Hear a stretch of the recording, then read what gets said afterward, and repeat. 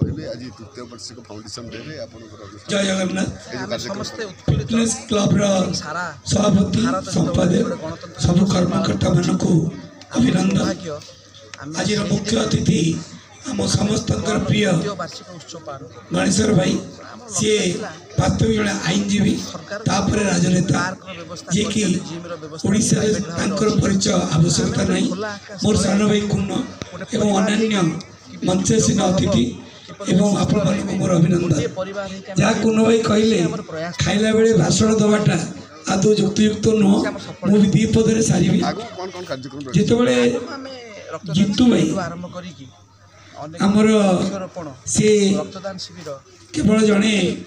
समाजसेवी नुह से जड़े आईनजीवी जिते आम बाहर देखू सदाबले से आक्टिव था।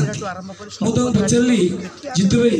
आपणकर एज आसेसमेंट करनी यार सिक्रेसी कौन से जुबलाबू अच्छा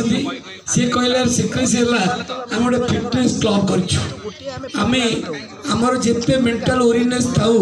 जिते बिजी शेड्यूल थाऊ आम से फिटनेस क्लब माध्यम निजको मेंटली फिजिकली फिट रखी था।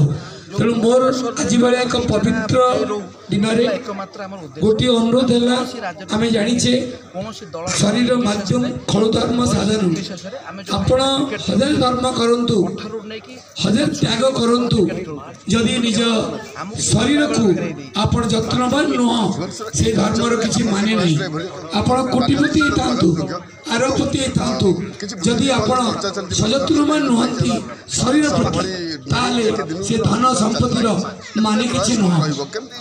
संक्षेप में कहू गले आम समस्ते वास्तविक क्षेत्र में जाचे जे शरीर माध्यम खलधर्म साधन मनुष्यर जो संपत्ति होची शरीर टी होची किंतु आम शरीर प्रति नेग्लेक्ट करुचे अवहेला करुचे जेतबे आम पचारुचे कि कौन टिके जोग करुच टिके मॉर्निंग वॉक करुच टिके ड्रिल करुच ना समय नहीं सकाळ उठले ऑफिस कोर्ट जीवाक पड़िबो नहीं। मोर अनुरोध है आम जे भली नित्यकर्म नित्यदिन करुचंती एटलिस्ट अध घंटे आम निज शरीर पर योगाभ्यास हो ड्रिल हो जो एक्सरसाइज हो ता करवा विधेय अच्छी केवल योगाभ्यास कले हेनी आमर जो फूड क्वालिटी फूड स्टाइल बर्तमान डॉक्टर माने कहते 8टा पूर्वर आपण माने मिनिमम डिनर सारिबा उचित कहीं कहते ना 12 घंटा मिनिमम एम्प्टी स्टोमक रहिले आमर जो हजम प्रक्रियाटा जो कैलोरी फॉर्मेशन हुए कंपैरेटिवली बहुत कम हम एवं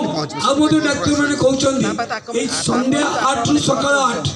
12 घंटा निश्चित भाव में एम्प्टी स्टोमक रही फल खाई पारती जूस खाई पारती क्षीर खाई पारती